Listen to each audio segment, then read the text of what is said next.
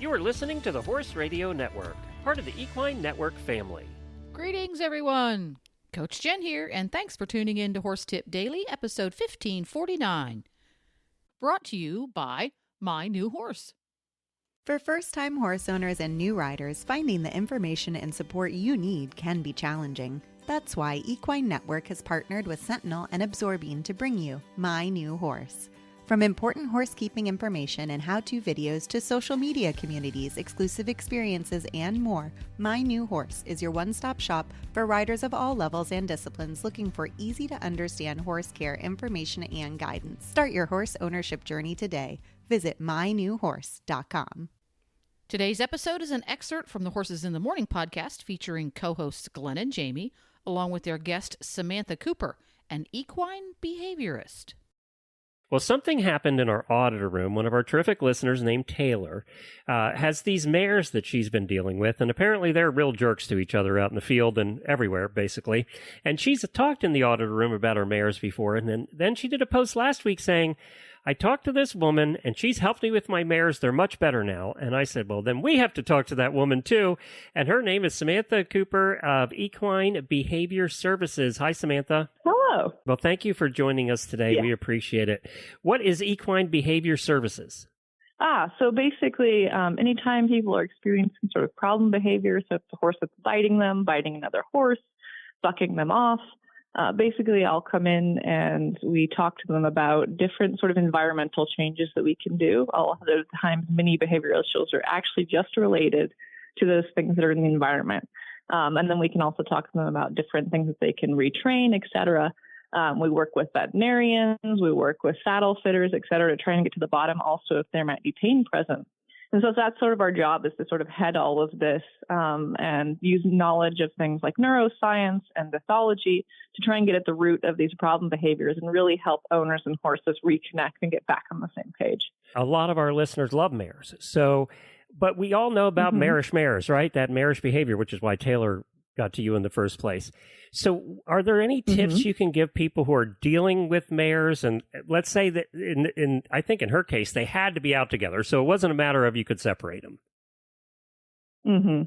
Yeah. So the biggest thing that I would tell people is actually that a lot of the times mares are sort of given these sort of labels that they have a marish behavior. Oh, no, they're definitely given those labels. There's no question, Samantha. They're given those labels. Yeah, and I might have participated in that a little bit. Well, yeah, I think we all have, there's all those jokes and memes, right, that go all about the internet. So, and especially if you're a new horse owner, it's hard to get past that because someone has told you, oh, this is a mare-specific problem, when in fact it may just be a horse behavior problem. And there's actually a really good webinar on a website called Understand Horses. There's a woman who's a veterinary behaviorist, and she goes in depth into understanding mare behavior problems. So if anyone wants to check that out, that's a great place to start, I think, if people are thinking that they have a mare-specific behavior. But in general, I think, obviously get your vet out first. Rule out that this isn't something to do with hormones, et cetera, that is specific to the mare.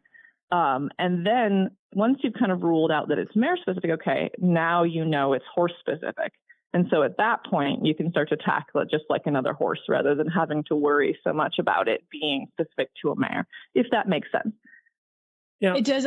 I was thinking, what are some of the most common environmental red flags that you see?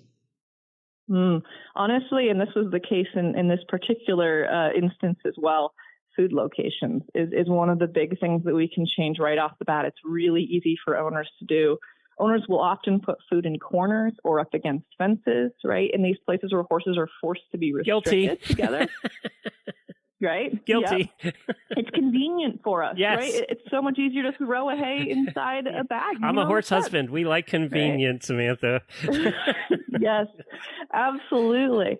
And so my job is to try and figure out, how do I keep it convenient for you, but also put it in a better position for the horses? And it's not easy. And a lot of times it comes down to sitting down with the owner and brainstorming, what do you have time for? How can we adjust this? And I give them the perfect scenario. Like if I could go in and you had 1 million hours, this is what we would do. Let's get as close to this as possible. And gotcha. In this case, it's Is it just separating it? Is it just distance, or are you doing other things too to keep them separated during feeding time out in the field? Let's say they're turned out 24/7. So that's going to depend on the type of food source and how the horses interact with each other. If we're seeing really extreme aggression around a hay source, yeah, initially I may in fact have those horses separated for that feeding time. Supplement delivery where you've got a higher quality food in terms of the horse's perspective, or something like grain, then yeah, likely a separation is going to be recommended, at least in the beginning, until we can kind of set up better behaviors. But a lot of times if people are on something like 24/7 hay, then it's really just about getting those hay sources out of corners and opening it up so that the horses are basically, each hay source is 4 horse lengths apart. So essentially when the horses are butt to butt, you still have some room between them so that they can kick out and not actually make contact with each other. And that's a huge one. And so, yeah, if there's 24/7 hay and those horses don't have major past experiences where they really feel the need to guard their food, then you can get away with just doing that change. But again, in more severe cases, you do want to separate, at least in the beginning, until you can develop some better behaviors.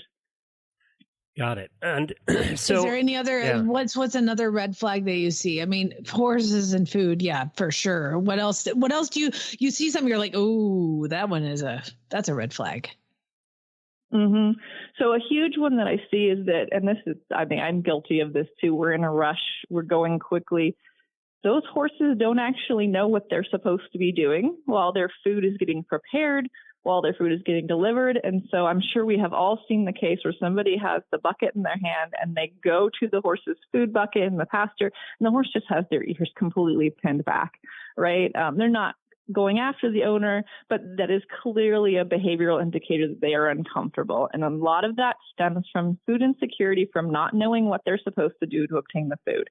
So they are doing all these other things that they can to try and get to the food. And eventually that food ends up in the bucket. So they think, oh, maybe it was this time. But they stay really uncomfortable with it. And so if an owner is willing, and it takes time, unfortunately, but I will actually teach them how to train their horse using food training to do a specific behavior to get their food, whether it be going to the food in advance of the owner and waiting there, or basically backing up while the owner is putting the food in, just something so they have a thing to do, and that can really reduce that food insecurity. And that's definitely a big flag, at least in regards to food and animals. Because if a horse is feeling insecure and there's another horse nearby, they may do a thing called redirected aggression, where they take out their frustration at not getting the food on the animal next to them. Got it. So what you sounds like Glenn. Yeah, yeah, I kind of get that way at food dinner time too. My pony certainly does. So you had mentioned a video or a webinar that somebody could go to. Could you restate that so that everybody can find it?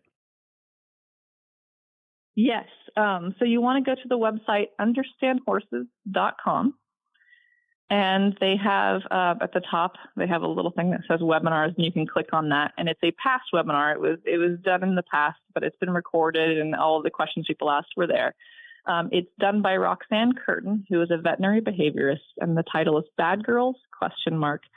Understand Mare Behavior Problems. Got it. I love that. Well, that's good. It'll give somebody a resource to go to, and they can always go to your website too. Where can they find you? Yeah, so my website is equineabcs.com. And that's abcs.com, equineabcs.com. You can find Samantha there. Well, thank you for helping our friend Taylor out. Yeah, she's been an absolutely wonderful client, and thank you for having me on today. It has been wonderful. Well, there you have it. Horse Radio Network has thousands of engaging podcasts for horse people, and you can have them sent right to your phone. Just subscribe via your favorite podcast player. This is Coach Jen, and I will be back again soon with another tip. Until then, go ride your horse. The Horse Radio Network and the Horse Radio Network hosts are not responsible for statements made by guests on the Horse Tip Daily. Please use your own judgment when listening to the tips on this show.